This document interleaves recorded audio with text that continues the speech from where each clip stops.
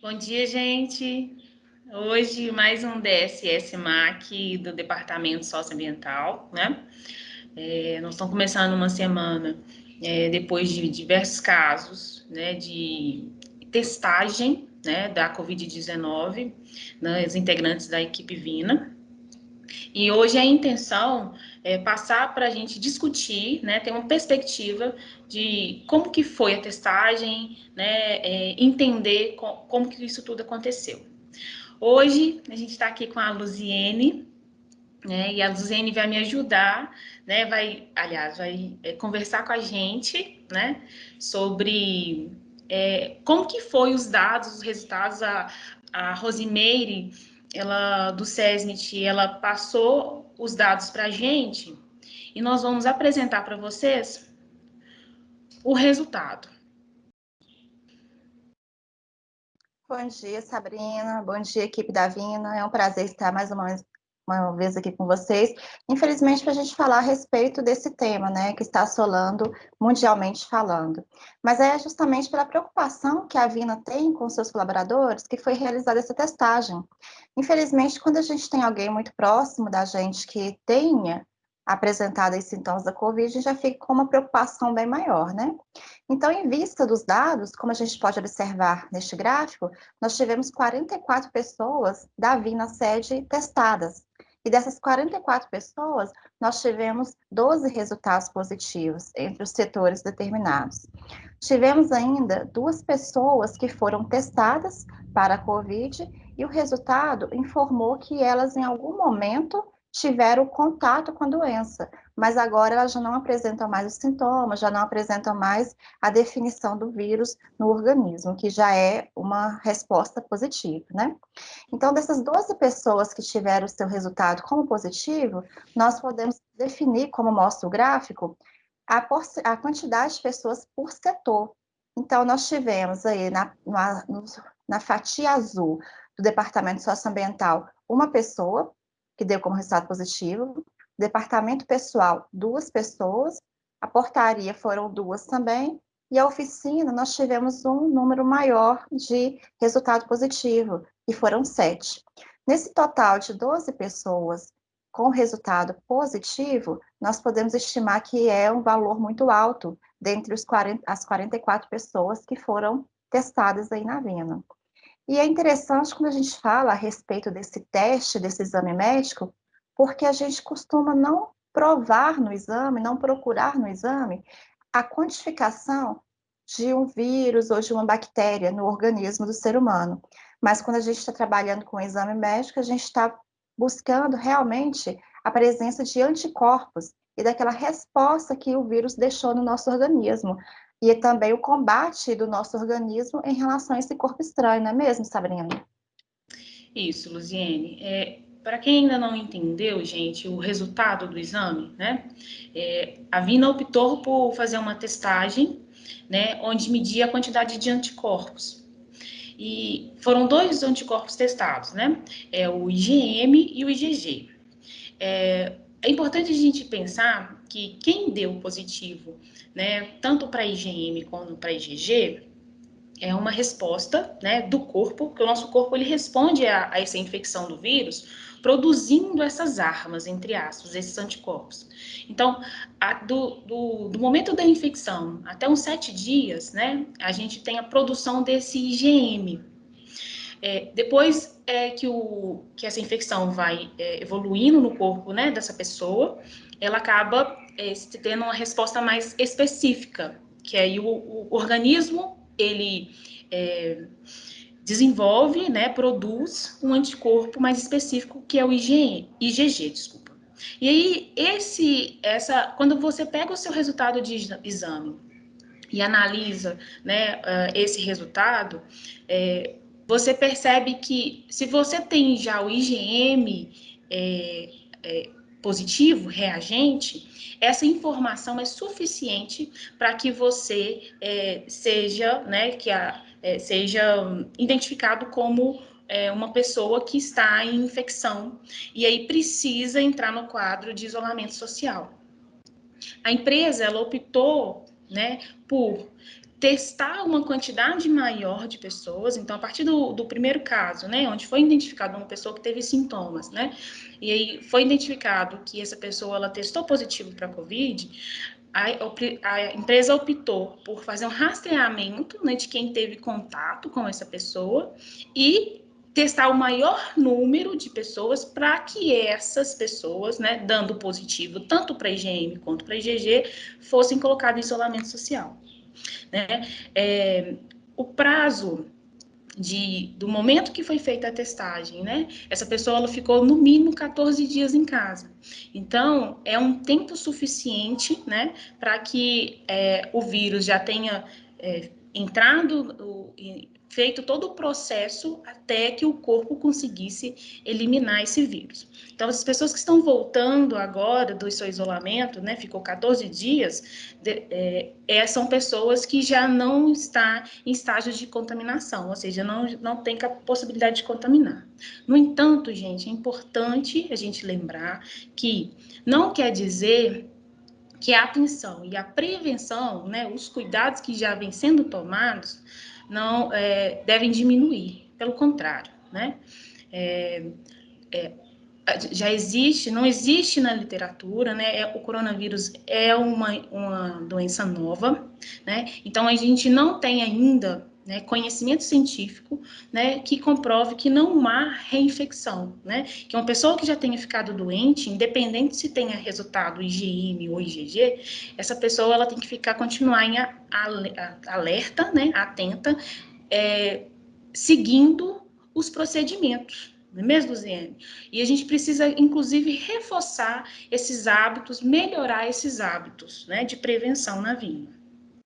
Sim, a gente tem que trabalhar com essa mudança mesmo de hábitos dentro da nosso espaço de trabalho, dentro da empresa, né? E, afinal de contas, a gente tem que trabalhar também no conceito de respeito ao próximo, respeito a nós mesmos. Também a questão que deve ser trabalhada é o preconceito que algumas pessoas podem emitir em relação à outra. Às vezes a gente está dentro do ônibus, né? Uma pessoa espirra, então a gente já fica com um certo medo, que é natural nessa situação, mas a gente não pode tratar a pessoa com falta de respeito. E também a gente tem que encarar a situação de frente, sem pânico, e mudar realmente alguns hábitos, né? Dentro da empresa, por exemplo, a gente tem que evitar esse contato físico, utilizar um lenço descartável para fazer a higiene nasal. Ao espirrar e também tossir, a gente pode fazer o uso do antebraço para eliminar aí a possibilidade das gotículas, né, sair pelo ambiente.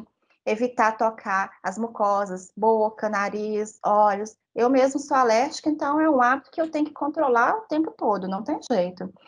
E as mãos, gente, não adianta, são coisas que vamos falar 1000 vezes se for necessário, mas a gente tem que lavar as mãos com água, sabão, fazer o uso constante aí do álcool.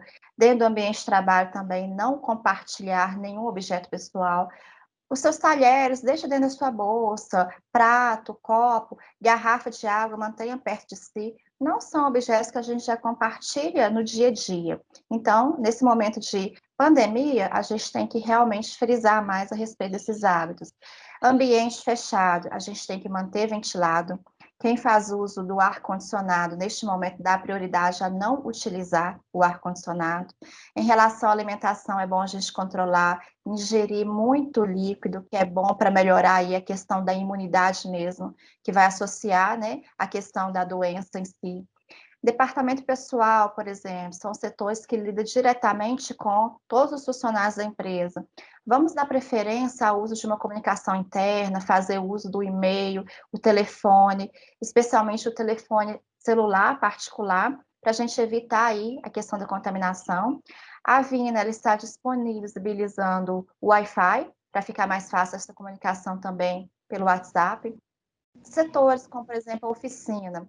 O ideal é que cada trabalhador tenha o seu carrinho de ferramentas, mas se não for possível, vamos pensar no outro também.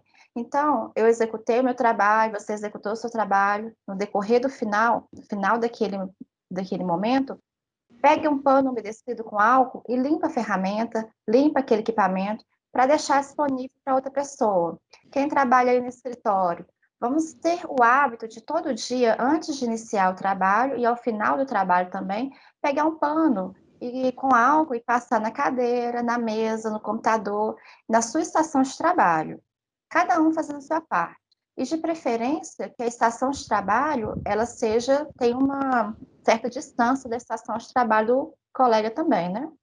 Durante o dia, questão da alimentação, na hora que for fazer uso do espaço aí do horário de almoço, mais uma vez, lavar as mãos, água, sabão, tirar a máscara pelo auxílio aqui do elástico, né, que fica atrás das orelhas, colocar a máscara no saco, fechar essa abertura, fazer sua alimentação regularmente e na hora que terminar a sua higiene, pega uma máscara nova, deixa essa guardada até chegar em casa, ou se for uma máscara descartável, fazer o descarte de forma correta.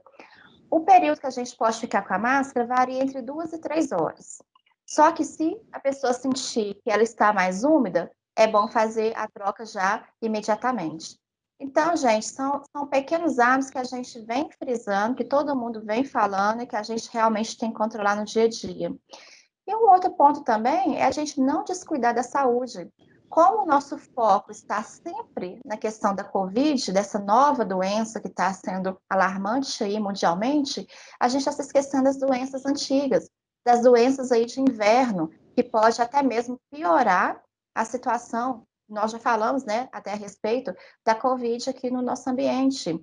Tem algumas doenças que estão tendo um aumento considerável de casos de óbito agora no momento de pandemia, como, por exemplo, as doenças cardiovasculares.